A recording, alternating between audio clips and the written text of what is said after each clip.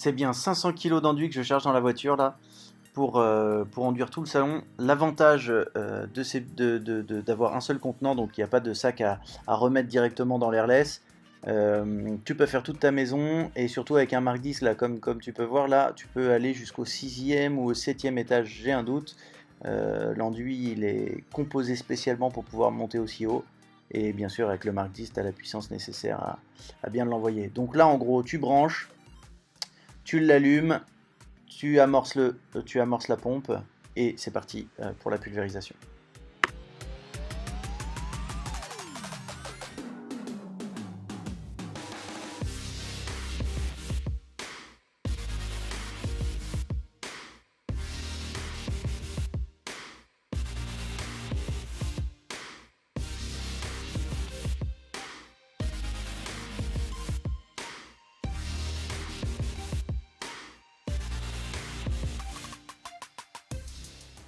Alors pour l'enduit, c'est pas très compliqué au niveau des réglages, puissance à fond, et puis tu pulvérises. Donc là, bus de 535, surtout faire super attention à ce qui est préconisé pardon, par le fournisseur d'enduit, quel qu'il soit. Le pistolet, lui, donc, en fonction de la puissance, donc si c'est un Graco, que ce soit un Mark 5, un Mark 7 ou un Mark 10, il va pouvoir accepter des tailles de buse. Par exemple, le Mark 10, tu peux mettre une 500, je crois, soit 51, je crois, maximum, si je dis pas de bêtises encore une fois. Si tu mets une 551 avec ce type d'enduit, ça va faire n'importe quoi. Donc là, le fabricant préconise 535, 531 ou 535, bref, il faut vraiment suivre, et là, ça te permet d'avoir une répartition de l'enduit quand tu pulvérises qui soit optimale.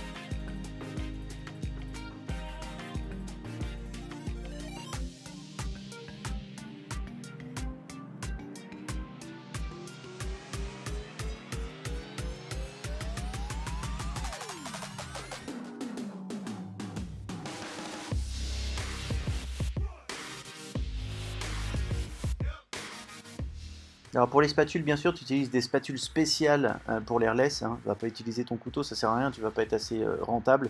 Donc là, on utilise des spatules. En général, ça se vend par mallette, pas mal, ou à l'unité.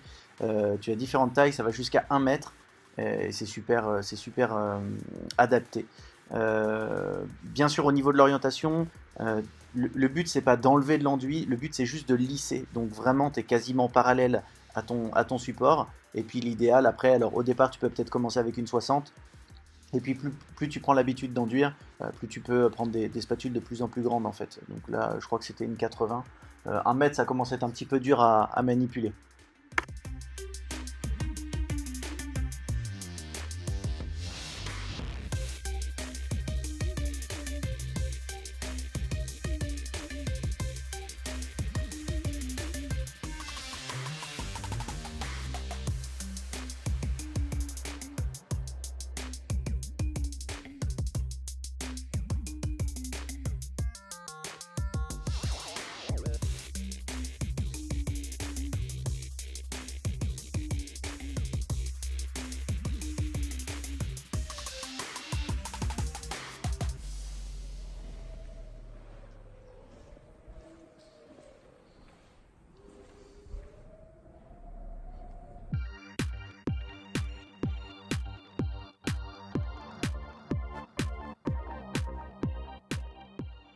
Yes, allez, c'est parti, on attaque la peinture.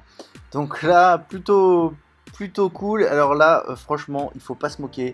J'ai voulu teinter la peinture parce que forcément faire une vidéo avec de l'impression blanche sur de l'enduit qui est blanc mat, ça ne se voit strictement pas.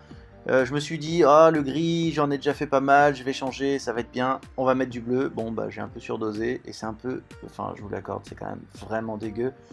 Mais au moins vous voyez bien l'avancée de la peinture.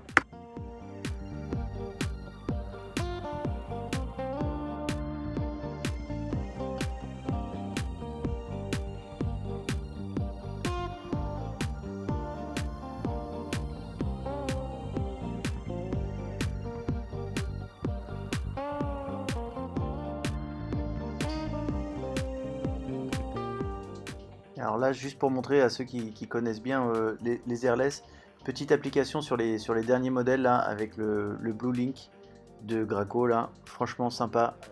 Ta localisation, pratique aussi quand tu as plusieurs équipes avec plusieurs pistolets. Ça te permet de savoir où sont tes pistolets, savoir quand est-ce qu'il faut aussi les mettre en révision.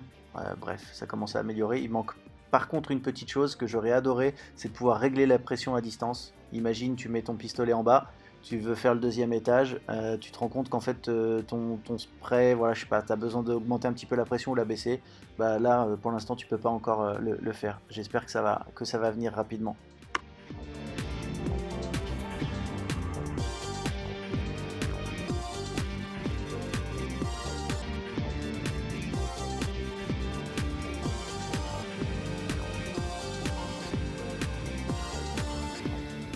Franchement, il est pas beau mon salon piscine.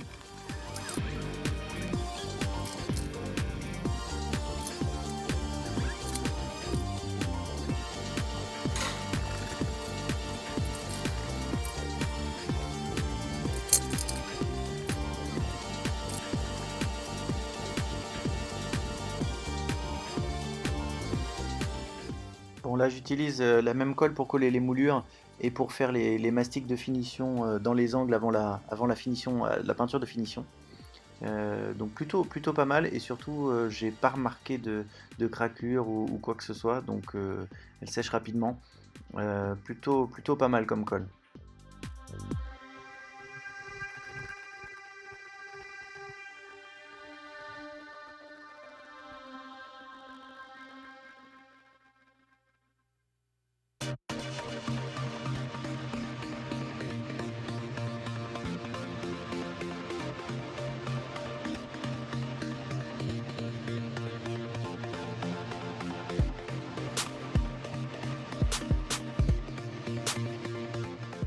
Bon, bien sûr, à la vidéo, j'ai pas filmé les étapes de ponçage, mais si tu regardes bien là sur le côté gauche, on voit la brillance en fait de l'impression.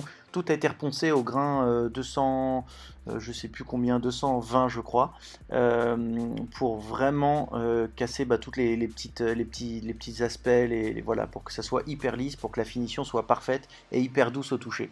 Donc voilà, ponçage, bien sûr l'enduit aussi a été poncé. Ponçage de l'impression et ensuite on dépoussière pour éviter les bulles. C'est le seul gros souci à l'airless. Voilà, s'il y a de la poussière, ça bulle direct. Pareil, on gère la température. Là, la peinture, je l'ai faite l'été, mais si on peint l'hiver, il faut absolument mettre un chauffage. Si ça t'a plu, n'hésite pas à t'abonner et un petit pouce bleu.